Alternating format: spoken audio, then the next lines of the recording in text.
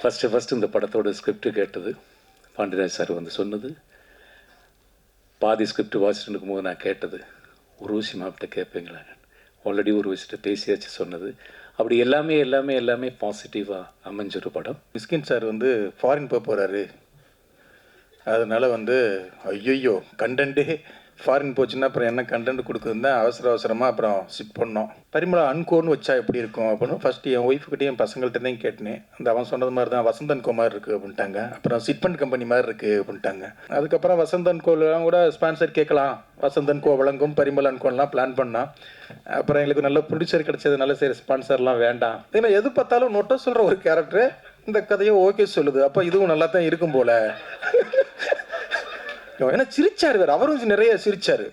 ஏன்னா கண்ணாடியை போட்டு இப்படியே கதை சொன்னோம்னா இப்படியே தூங்குறாரா முடிச்சிருக்காரான்னு தெரியாது, இல்லைன்னா இப்படியே மூஞ்சி வச்சுக்கிட்டு இப்படியே இருப்பார், இங்கிட்டு பார்த்துக்கிட்டு இருப்பார். ஆனால் நான் 7 மணிக்கு ஷார்ட் வைக்கிறாள். யார் எங்களுக்கு அப்படின்னா, எங்களுக்கு 3 அடிமை கிடச்சாங்க. 1 சாண்டி மாஸ்டர், 2 அந்த பொண்ணுங்க. 6:30க்கெல்லாம் வர வச்சு 3 பேரையும் வச்சு அடின்னு அடிக்கிறது.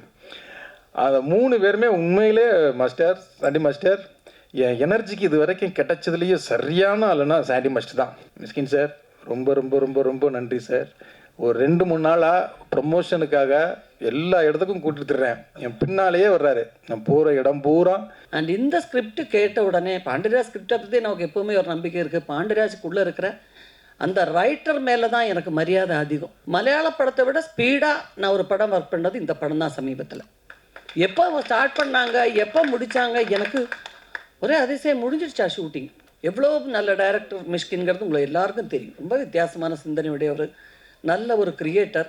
அவருக்குள்ளே இப்படி ஒரு நல்ல ஆக்டர், அதுவும் ஹியூமர் டைமிங் உள்ள ஒரு ஆக்டர் இருக்குன்னு இந்த படத்துக்கு அப்புறம் தான் எனக்கு தெரிஞ்சுது.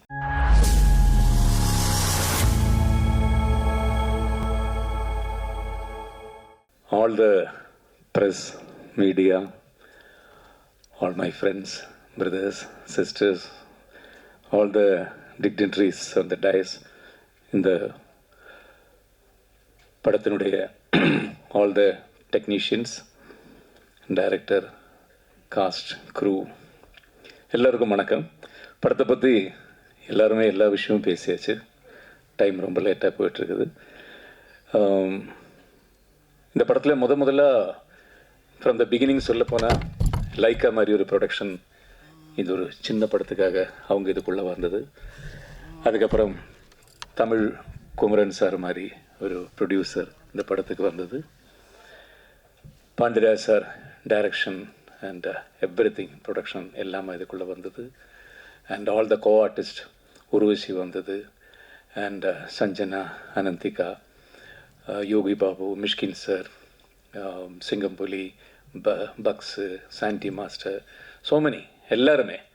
அண்ட் த என்டையர் டெக்னீஷியன்ஸ், ஃபாக்சன் மாதிரி மியூசிக் உள்ளே வந்தது, பிரதீப் மாதிரி எடிட்டர் வந்தது, ஜார்ஜ் மாதிரி ஒரு கேமராமேன் இதுக்கு கிடச்சிது, திவ்யா மாதிரி ஒரு அசோசியேட் வந்தது.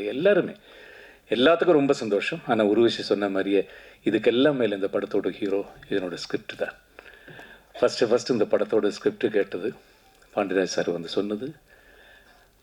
பாதி ஸ்கிரிப்ட் வாசிச்சுட்டு இருக்கும்போது நான் கேட்டது, உருவசி மாப்பிட்ட கேட்பீங்களா, ஆல்ரெடி உருவசிட்ட பேசியாச்சு சொன்னது.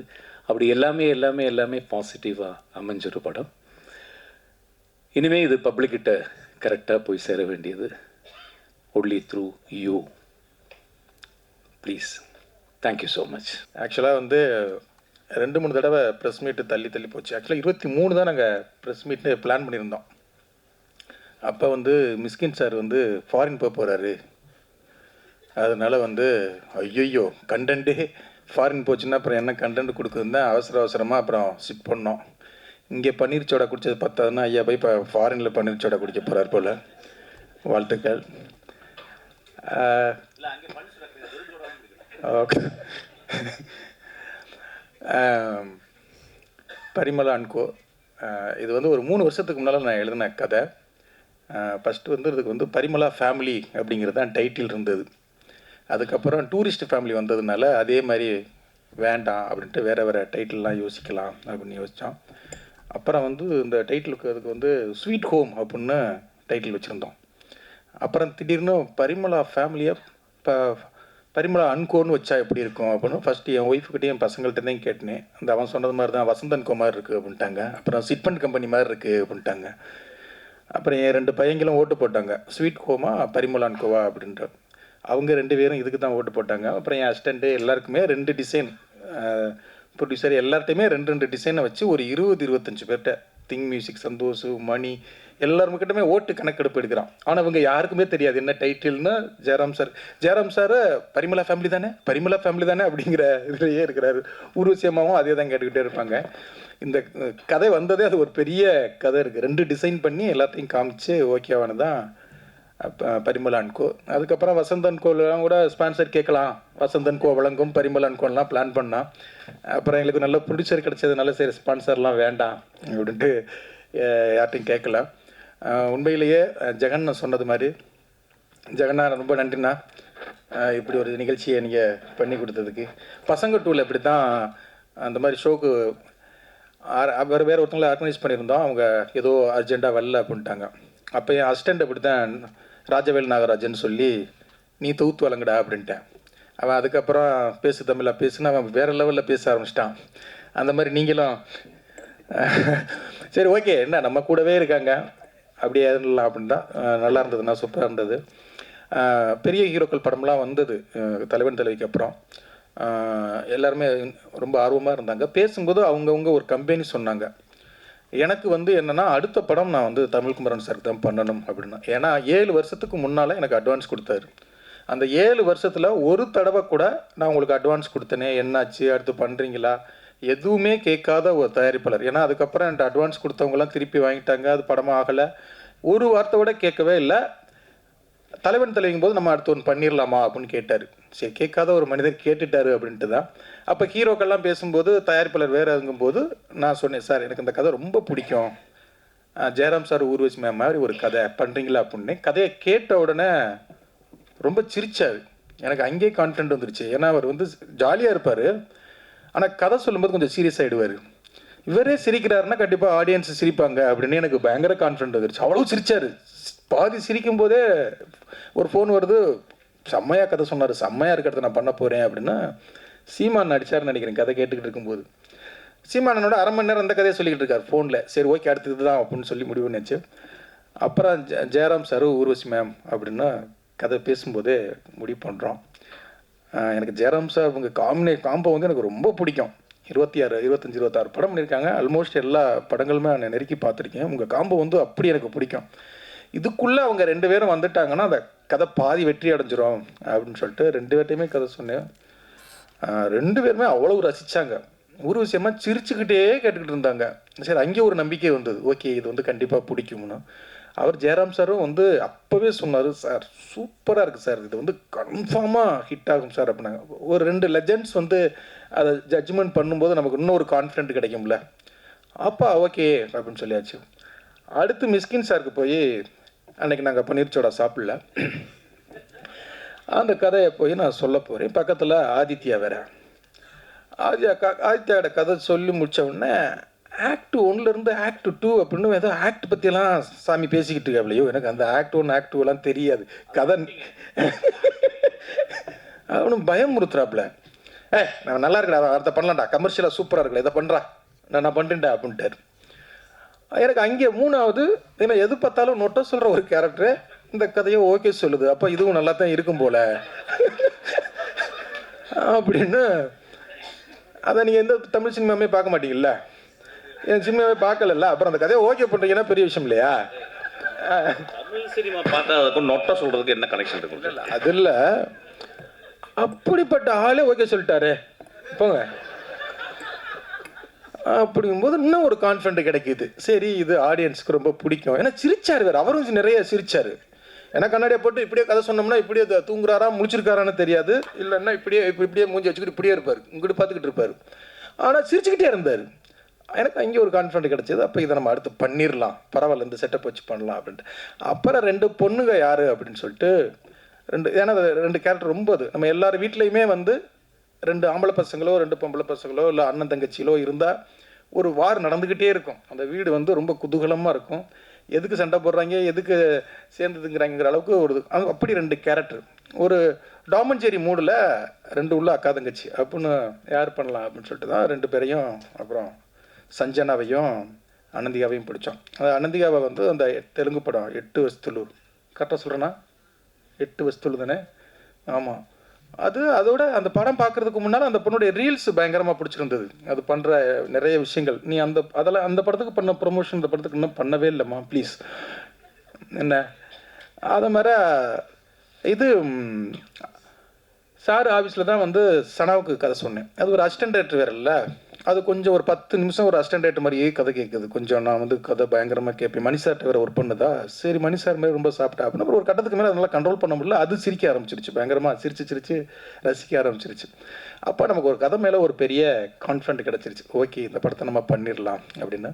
அப்படி தான் இந்த படத்தை நாங்கள் வந்து கான்ஃபிடெண்ட்டாக ஒரு தலைவன் தலைவி அவ்வளோ பெரிய ஹிட்டுக்கு அப்புறம் எனக்கு தெரிஞ்சு இவங்களுடைய நம்பிக்கை உண்மையிலே தலைவன் தலைவியை விட பெருசாக ஓடும் அப்படின்னு நான் நம்புகிறோம். உண்மையிலே ஜெயராம் சார் ரொம்ப ரொம்ப ரொம்ப நன்றி சார். நீங்கள் வந்து அவ்வளவு சப்போர்ட்டாக டைமிங்லேருந்து அவ்வளோ ரொம்ப ரொம்ப நன்றி. ஊர்வசியமாக அம்மான்னு தான் நாங்கள் கூப்பிடுவோம். உண்மையிலே நீங்கள் எங்களை கஷ்டப்படுத்தல, நாங்கள் தான் உங்களை கஷ்டப்படுத்திருக்கோம். அதில் திவ்யா உங்களை ரொம்ப ரொம்ப கஷ்டப்படுத்தியிருக்கு. எல்லாத்துக்கும் ரொம்ப ரொம்ப எதுக்கு தேங்க்ஸ் சொல்லணும்னா, பாலக்காட்டில் ஷூட்டிங் பண்ணிக்கிட்டு இருக்கோம். போய் இறங்கி முதல் நாளே அவங்களுக்கு ஃபோன் வருது, அவங்க அண்ணன் இறந்துட்டாரு அப்படின்னு தகவல். எங்களுக்கெல்லாம் என்ன பண்ணுறதுனே தெரில. பெரிய செட்டப்பாக இது பண்ணிட்டா ஒன்றுமே பண்ண முடியாது. ஒரே ஒரு வார்த்தை தான் சொன்னாங்க, பாண்டிய நீ ஒரி பண்ணாத, நீங்கள் கேன்சல் பண்ண வேண்டாம், நான் போய் அந்த இதை முடிச்சுட்டு நான் மறுநாளே வந்துடுறேன் அப்படின்ட்டு மறுநாளே வந்தாங்க. எனக்கு என்ன இதுனா, இந்த சூழலில் பேசவே முடியாது. நீங்கள் வாங்கன்னு சொல்ல முடியாது, ஷூட்டிங் கண்டினியூ பண்ணி எதுவுமே சொல்ல முடியாது. ஆனால் இதில் நானும் ஒரு தயாரிப்பாளருங்கிறதுனால அவங்க அவ்வளவு இதுவாக போயிட்டு வந்தாங்க. அதில் பெரிய சவால் என்னென்னா, ஆனால் அந்த சீன் வந்து பயங்கர காமெடியாக இருக்கணும். அது ரொம்ப கஷ்டம். ஒரு சோகத்தில் இருக்கிற இவங்கனால இப்படி ஒரு துக்கத்தில் இருக்கிறவங்க வந்து எப்படி அதை வந்து காமெடியாக பண்ண முடியும் அப்படிங்கிற பயம்தான் எனக்கு அதிகமாக. இல்லை நான் ஜெயராம் சார்ட்டெல்லாம் கேட்குறேன், எப்படி சார் அவங்க இந்த மனநிலையில் எப்படி சார் இந்த சீனை காமெடி பண்ண முடியும் அப்படின்னு. இல்லை அது பண்ணிவிடும், ஒன்று பண்ணும் பாருங்கன்னு ஜெயராம் சார் சொன்னாங்க. அது செகண்ட் ஹாஃப் ஸ்டார்டிங்கில் வரும், நீங்கள் படம் பார்க்கும்போது உங்களுக்கு தெரியும். பிரிச்சுட்டாங்க. உண்மையிலேயே ஒரு டைரக்டராக எங்களுக்கு அவ்வளவு ஒரு கட்டத்துக்கு மேலே போர் அடிக்க ஆரம்பிச்சிடும். படம் வந்து போர் அடிக்க ஆரம்பிச்சிடும். பார்த்து ஏன்னா எடிட்டிங், டப்பிங், மிக்சிங் எல்லாத்துலேயும் ஒரு கட்டத்துக்கு மேலே போர் அடிக்காட்டினாலும் ஒரு காமெடி சிரிப்பு வராது, த்ரில்லர் எல்லாமே அப்படியே இதுவாகிடுவோம், பிளாங்க் ஆகிடுவோம். ஆனால் அவங்க 2 பேருடைய காம்போ கடைசி வரைக்கும் இன்னைக்கு பார்க்கும்போதும் அதை அவங்களுடைய காமெடி அது என்ன ஆசைப்பட்டமோ அதை வந்து ரொம்ப பண்ணிட்டாங்க. அதே மாதிரி எங்களுடைய இந்த படத்தில் வந்து ஜெயராம் சார் கரெக்டாக 9 மணிக்கு வந்துடுவார். அம்மா வந்து கரெக்டாக 9:30 வந்துடுவாங்க. ஆனால் நான் 7 மணிக்கு ஷாட் வைக்கிறாள். யார் எங்களுக்கு அப்படின்னா, எங்களுக்கு 3 அடிமை கிடச்சாங்க. 1 சாண்டி மாஸ்டர், 2 அந்த பொண்ணுங்க. 6:30க்கெல்லாம் வர வச்சு 3 பேரையும் வச்சு அடின்னு அடிக்கிறது. அந்த 3 பேருமே உண்மையிலே மாஸ்டர், சாண்டி மாஸ்டர், என் எனர்ஜிக்கு இது வரைக்கும் கிடைச்சதுலேயே சரியான ஆளுன்னா சாண்டி மாஸ்டர் தான். நான் என்ன ஓட்டம் ஓடுவேனோ அவர் எனக்கு மேலே ஓடுவார். அடே புட்டிட்டா ஒருத்தன் கிடச்சிட்டான்டா ஒரு அடிமை, உங்கள் கூட நிறைய படம் பண்ணுவேன் மாஸ்டர். அவ்வளவு எனர்ஜியோட காலையிலேயே பயங்கரமாக இது பண்ணுவாங்க. அதே மாதிரி அந்த 2 பொண்ணுங்களும் அப்படித்தான்.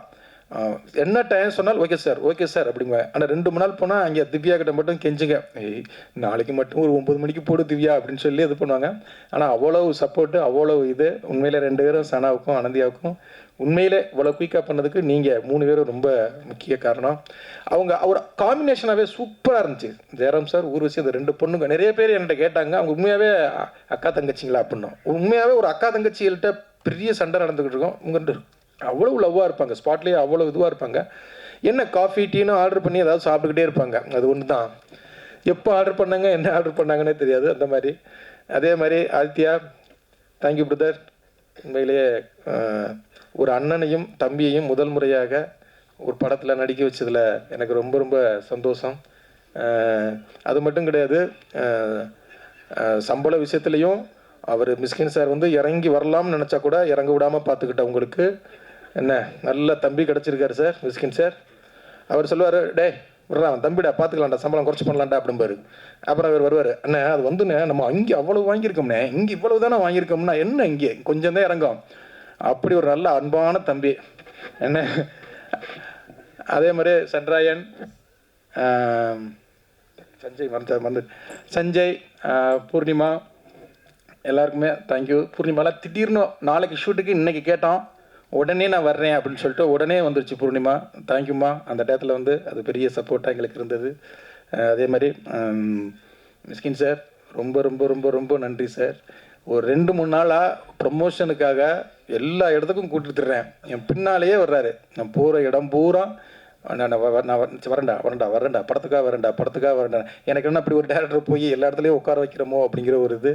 ஆனால் எனக்காக உங்கள் லவ் வந்து அவ்வளவு அற்புதமானது. அதே மாதிரி ஜெயராம் சார் ஒரு விஷயமாக எங்கே பார்த்தாலும் என் வீட்டில் கேட்குறேன், எங்கே பார்த்தாலும் 2 பேரும் உட்காந்து பேசிட்டே இருக்கிறாங்க அப்படின்னு சொல்லி நம்ம படத்துக்காக. ஏன்னா ஜெயராம் சாருக்கு வந்து இந்த படத்தை வந்து ஒரு பெரிய படமாக ஆக்கணும் அப்படிங்கிற அம்மாவுக்கும் சரி எல்லாருக்கும், என் டீம் எல்லாத்துக்கும். அதே மாதிரி ஜார்ஜ் வில்லியம்ஸ் ரொம்ப அற்புதமான, என் ஸ்பீடுக்கு சரியான கேமராமேன். என் படங்கள்லேயே ரொம்ப ஒரு குவாலிட்டியான படமாக கண்டிப்பாக அந்த படம் இருக்கும் நான் நம்புகிறேன்.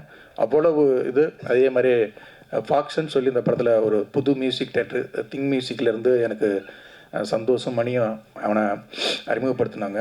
அவ்வளோ ஒரு எனர்ஜியான ஆள். இன்னொரு அனிருத், இன்னொரு சாயபங்கர் வந்து நமக்கு கண்டிப்பாக கிடைப்பாங்கன்னு நான் நம்புகிறேன். சவுண்ட் அவங்களை பார்க்கும்போது தெரியும். அதே மாதிரி எடிட்டர் பிரதீப், இவங்க எல்லாருமே ஏன் இங்கே வரலன்னா எல்லாருமே கூப்பிட்டுருந்தோம். எல்லாருமே எடிட்டர் வந்து ட்ரெய்லர் பண்ணிகிட்ருக்காப்புல, சார்ஜ் வந்து டிஐ பண்ணிகிட்ருக்காப்புல, அவன் ஆர்ஆர் பண்ணிகிட்ருக்கான். ஏன்னா அந்த லீவு முடிய போகுதுங்கிறதுனால இது ஃபேமிலி ஆடியன்ஸுக்கான ஒரு படம். அதனால் வந்து இந்த மாதம் எண்டுக்குள்ளே இந்த படத்தை சீக்கிரமாக கொண்டு வந்துடணும் அப்படிங்கிறதுக்காக அவசரமாக வேலை பார்த்ததுனால அவங்களாம் வரல. அவங்க எல்லாருடைய சார்பாகவும் இங்கே வந்த சுபாஸ்கரன் சார் லைக்கா ப்ரொடக்ஷனுக்குள்ளே வந்ததில் எனக்கு ரொம்ப ரொம்ப சந்தோஷம். லண்டனுக்கு போய் எங்களுக்கு அவ்வளவு பெரிய விருந்து கொடுத்தாங்க. அவருக்கு வந்து இந்த படத்தை வந்து நான் ஒரு பெரிய ஒரு விருந்தாக கொடுக்கணும்னு ஆசைப்பட்றேன். சுபாஸ்கரன் சாருக்கும் தமிழ்குமரன் சாருக்கும் ரொம்ப நன்றி. இங்கே இவ்வளோ நேரம் இருந்த அவங்க எல்லாருக்கும் நன்றி. பிஆர்ஓ சதீஷ் டீமுக்கும், எங்கள் அண்ணன் ஜெகண்ணனுக்கும், என் அசிஸ்டன்ட் டைரக்டருக்கும், திவ்யா, சந்தாமரை, விக்கி, ராகுல், அன்பு, எல்லாருக்கும், ஆஷிக், என் டீம் எல்லாத்துக்கும் ரொம்ப ரொம்ப நன்றி. அவங்க இல்லைன்னா இந்த படத்தை இவ்வளோ ஸ்பீடாக எடுத்துருக்க முடியாது. நிறைய உங்களை திட்டிருக்கேன், நிறைய போட்டு பாடாப்படுத்தியிருக்கேன். எல்லாம் அந்த படம் வெற்றி வந்து உங்களுக்கு பெரிய என் மேலே உள்ள கோபத்தை நீக்கும்னு நான் நம்புகிறேன். இங்கே வந்த எல்லா நண்பர்கள் எல்லாருக்கும் ரொம்ப ரொம்ப நன்றி. தேங்க்யூ நன்றி. நிறைய என்ன பேசுகிறது, எல்லா கண்டென்ட்டும் எல்லாரும் சொல்லிட்டாங்க, சேம் கண்டென்ட் தான். பட் இருந்தாலும் என்னை பொறுத்த வரைக்கும் ஒரு ஹீரோவாக ஒரு ஸ்கிரிப்ட் வந்து அமைகிறது லைஃப்பில் ரொம்ப ரேர். ரொம்ப அப்பப்போ தான் நமக்கு அந்த மாதிரி ஒன்று அமையும். ஒரு கதை நம்ம கேட்கும்போதே இந்த கதை தான் ஹீரோ அப்படிங்கும்போது ஒரு நம்பிக்கை வந்துடும் மனசில். அண்ட் இது ஃபுல் ஸ்கிரிப்ட் ஆனதுக்கப்புறம் இன்னும் கொஞ்சம் டீட்டெயிலிங் கேட்கணும் அப்படின்னு ஆசைப்பட்டேன். கேட்டதுக்கப்புறம் ரொம்ப ரொம்ப சந்தோஷம் ஆச்சு. அண்ட் ஜெயராம் தான் இந்த கேரக்டரில் நடிக்கிறாருன்னொன்னே எனக்கு ரொம்ப ரொம்ப ஹாப்பி ஆகிட்டேன். ஏன்னா 20 வருஷத்துக்கு மேலே ஆச்சு இல்லை நம்ம படம் பண்ணி, 20 இயர்ஸுக்கு மேலே ஆச்சு. நாங்கள் கிட்டத்தட்ட ஒரு 25-26 படத்துக்கு மேலே பண்ணியிருப்போம் பேரா. அது பஞ்சதந்தத்துக்கு அப்புறம் புத்தம்புது காலைன்னு ஒரு ஆந்தாலஜி மட்டும்தான் பண்ணக்கூடிய வாய்ப்பு கிடச்சிது. அது கோவிட் டைமில். அது 1 டே தான் ஒர்க் பண்ணோம் காம்பினேஷன். அப்போது அதுக்கப்புறம் ஒரு பல கதைகளை கேட்டிருக்கோம். பட் சிலது எனக்கு பிடிக்கும், சிலது ஜெயராம் பிடிக்காது. நாங்கள் 2 பேரும் கம்யூனிகேட் பண்ணிப்போம். ஜெயராம் இந்த கதை வந்து சொன்னாங்க, நீங்கள் பண்ணுறீங்களா? இல்லை, எனக்கு அப்படி ஒன்றும் ஒரு வித்தியாசமாக நம்மக்கிட்ட எதிர்பார்க்குற ஒன்று ஃபுல் சீரியஸாக இருக்கும். அந்த சீரியஸ்லேயும் நமக்கு பிடிச்ச மாதிரி சிலது அமையாது. அண்ட் இந்த ஸ்கிரிப்ட் கேட்ட உடனே பாண்டியராஜ் ஸ்கிரிப்டை பற்றி நமக்கு எப்போவுமே ஒரு நம்பிக்கை இருக்குது. பாண்டியராஜுக்குள்ளே இருக்கிற அந்த ரைட்டர் மேலே தான் எனக்கு மரியாதை அதிகம். ஏன்னா பசங்க படத்துலேருந்து அவருடைய எல்லா படங்களும் கிட்டத்தட்ட நான் பார்த்துருக்கேன். அந்த ஸ்கிரிப்டிங் அப்படிங்கிறதுல நிறைய டைம் எடுத்துக்குவார்.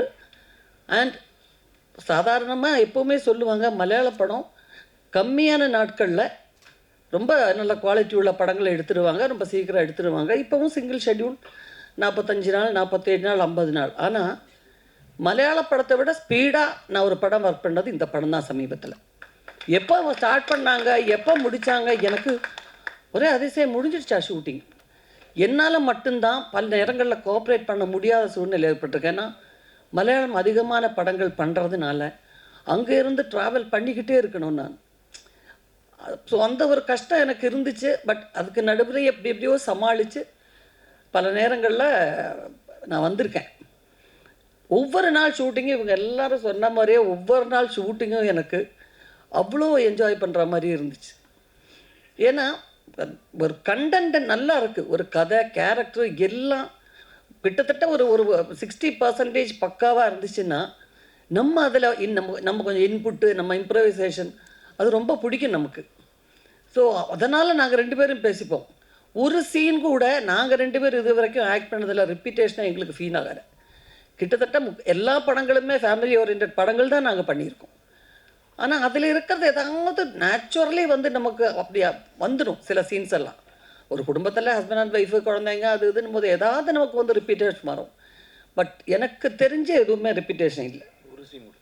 ஒரு சீன் கூட ஐயோ நம்ம அந்த படத்தில் பண்ண மாதிரியே இருக்குல்ல அப்படின்னு சொல்கிற மாதிரி ஒரு சீன் கூட அமையலை. அந்த அளவுக்கு நான் என்ஜாய் பண்ணியிருக்கேன். இவங்க 2 பேர் கூட அவந்திகா கூடவும் சஞ்சனா கூடவும் ஒர்க் பண்ணது நாங்கள் ஒரு 2வது நாள் 3வது நாள்லேருந்து மறந்தாச்சு நாங்கள் எல்லோரும் ஆர்டிஸ்ட்டு ஆக்ட் பண்ண வர்றோங்கிறது. And Tamilkumaran sir, Mysskin sir எவ்வளோ நல்ல டைரக்டர் மிஷ்கின்கிறது உங்களுக்கு எல்லாருக்கும் தெரியும். ரொம்ப வித்தியாசமான சிந்தனையுடையவர், நல்ல ஒரு கிரியேட்டர். அவருக்குள்ளே இப்படி ஒரு நல்ல ஆக்டர், அதுவும் ஹியூமர் டைமிங் உள்ள ஒரு ஆக்டர் இருக்குன்னு இந்த படத்துக்கு அப்புறம் தான் எனக்கு தெரிஞ்சுது. எங்கள் காம்பினேஷனில் பிரமாதமான ஒரு சீக்வன்ஸ் அமைஞ்சிருக்கு. அதில் நல்லா நடிச்சிட்டாரு, பிரமாதமாக நடிச்சிட்டாரு. அண்டு நல்ல கேஸ்டிங்கில் பாண்டியராஜ் 100% அவர் சக்ஸஸ் ஆகிட்டாருன்னு தான் சொல்லணும். ஒரு ஆர்டிஸ்ட் கூட ஒரு ராங் சாய்ஸ் அப்படின்னு சொல்கிறதுக்கு இல்லை. நீங்கள் ட்ரெய்லர் கூட பார்த்துருப்பீங்க, ஒரு லேடி கேரக்டர் இப்படியே வர்றது. அவங்க யார், எப்படி அவங்க ஆக்ட் பண்ணாங்க, ஒரு ட்ரெய்லரை அந்த சீனே அசத்துற அளவுக்கு அவங்க ஆக்ட் பண்ணது எப்படிங்கிறதெல்லாம் டைரக்டர் சொல்லுவார், நீங்கள் கேட்டுக்கோங்க. அதுதான் முந்தானே முடிச்சில் அந்த விளக்கு வச்ச நேரத்தில் பாட்டில் அந்த பிகினிங்கில் ஒரு தாத்தா பாட்டி வருவாங்க. அப்போ அவங்க ஏதோ ஆர்டிஸ்ட்டுன்னு தான் நான் நினச்சிருந்தேன். ஏன்னா அவ்வளோ அழகாக அவ்வளோ லட்சணமாக இருந்தாங்க 2 பேரும். பட் அந்த ஊரில் இருக்கிற தாத்தா பாட்டி அவங்க அதுக்கப்புறம் அந்த வயசில் பிஸி ஆகிட்டாங்க.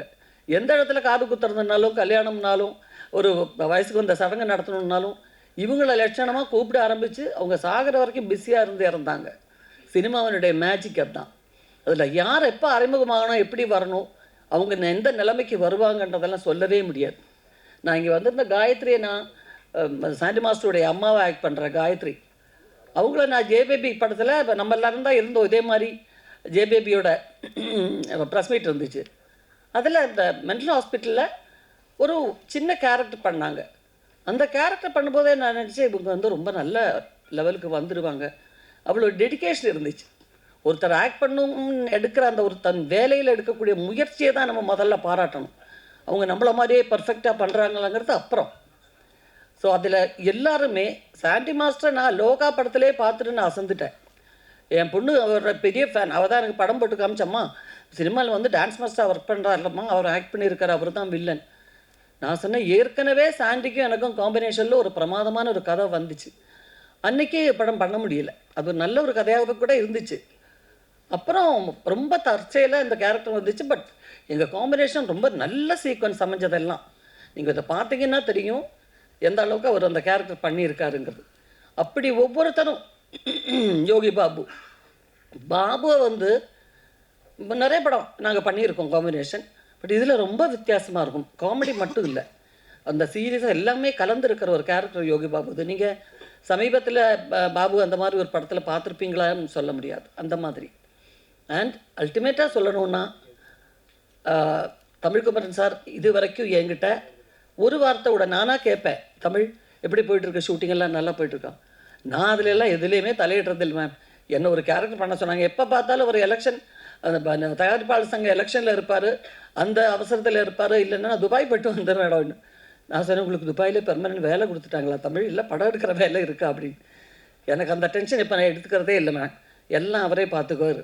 பட் அதே மாதிரியே அவர் சொன்ன மாதிரியே கொஞ்சம் கூட ஒரு எல்லாருமே வைரல் ஃபீவர். அந்த படம் ஒரு சின்னதாக அந்த மிடில் கிளாஸ் குடும்பத்தில் இருக்கிற ஒரு சின்னதாக ஒரு வீட்டில் தான் ஷூட் பண்ணாங்க. அந்த வீடை ஃபுல்லாக அந்த பிளாக் கிளாத் வச்சு மூடி டே ஃபார் நைட் எடுப்பாங்க. இது எல்லாம் அந்த ஆக்சிஜன் கம்மியாக இருக்கிறதுனால அந்த வைரல் ஃபீவர் எல்லாருக்குமே, நாங்கள் எல்லோரும் அஃபெக்டட் ஆகி ஆல்மோஸ்ட் எல்லாருக்குமே இருமல். அந்த மாதிரி ஒரு ஸ்டேஜில் தான் எடுத்தோம். பட் ஒர்க் பண்ணுற அந்த படத்துடைய கண்டென்ட்னால எல்லாத்தையும் மறந்துட்டோம். அதுதான். அண்ட் அந்த விஷயத்தில் வந்து பாண்டியராஜ் சாருக்கு நான் என் நன்றியை சொல்லணும். அண்ட் அசோசியேட்ஸ் ஒவ்வொருத்தரும் திவ்யாவுக்கு இன்னே வரைக்கும் திவ்யா ஒர்க் பண்ணுறது கூட இப்போ அங்கே போயிட்டு தான் வந்துட்டுருக்கு திவ்யா. ஸோ அது வந்து ஒரு மிகப்பெரிய ஒரு கோஆப்ரேஷன் சொல்கிறது திவ்யாவை சொல்லணும். ஏன்னா ஒரு பக்கம் ப்ராம்ப்டிங் நடக்கும், ஒரு பக்கம் ஃபுட்டை பற்றி சொல்லுவாங்க, ஒரு பக்கம் காஸ்டியூமுக்கு சொல்லுவாங்க, எல்லாமே அதுதான் ஒரு மேற்பார்வைன்னு சொல்லணும். அதே மாதிரி அவுட்டோர் ஷூட் ஃபுல்லாக ஜெகன் தான். ஜெகனுடைய படத்துக்கு இப்போ ஜெகன் பேசினாரே மேடையில், அப்போ அவருடைய படத்துக்கான வேலைகள் ஒரு பக்கம் போயிட்டுருக்கு. ஆனால் பாண்டியராஜ் மேலே இருக்கிற ஒரு அன்பும் ரெஸ்பெக்டும் அவுட்டோரில் வந்து எல்லாத்தையும் சமாளித்து, ஸோ ஒவ்வொருத்தருமே மிகப்பெரிய அளவில் இதில் உழைச்சிருக்காங்க. And thank you Pandiyaraj and Jayaram, thank you so much. ஏன்னா பல சந்தர்ப்பங்களில் இந்த படத்தில் நான் ஃபேஸ் பண்ண பல சந்தர்ப்பங்களில் ஜெயராம் இல்லாமல் வேறு எந்த ஆக்டராக இருந்தாலும் எனக்கு இந்த அளவுக்கு என்ன சொல்கிறது, நாங்கள் டெய்லி கம்யூனிகேட் பண்ணிப்போம் சின்ன சின்ன விஷயங்களாக இருந்தால் கூட. ஸோ ரொம்ப நாளைக்கு அப்புறம் எங்கள் காம்பினேஷனில் எங்களுக்கு நாங்கள் என்ஜாய் பண்ண படங்கிற முறையில் ஒரு பெரிய எதிர்பார்ப்பு இருக்குது. கண்டிப்பாக உங்கள் எல்லாருக்கும் பிடிச்ச ஒரு படமாக இருக்குன்னு தான் நான் நம்புகிறேன். நம்ம நடிக்கிற எல்லா படமும் நல்லா வரணும்னு வேண்டிக்கிட்டு தான் வந்து நடிக்கிறோம். பட் இருந்தாலும் இந்த படத்தை ஸ்பெஷலாக சொல்கிறதுக்கு என்னென்னா, ஒரு ரைட்டருடைய மிகப்பெரிய உழைப்பு இந்த படத்தில் உங்களுக்கு தெரியும். அதனால தான் சொல்கிறேன். ஸோ எங்களால் முடிஞ்ச அளவுக்கு நல்லபடியாக பண்ணுறதுக்கு நாங்கள் முயற்சி பண்ணியிருக்கோம். உங்கள் எல்லாருடைய கோஆப்ரேஷன் தேவை. இப்போ நாங்கள்லாம் வந்த கரியரில் வந்த டைமில் படம் நடிச்சுட்டு போனால் போதும், அப்புறம் 100ஆவது நாள் விழாவுக்கு ஒரு ஷீல்டு கொடுப்பாங்க, அதோடு முடிஞ்சு போச்சு.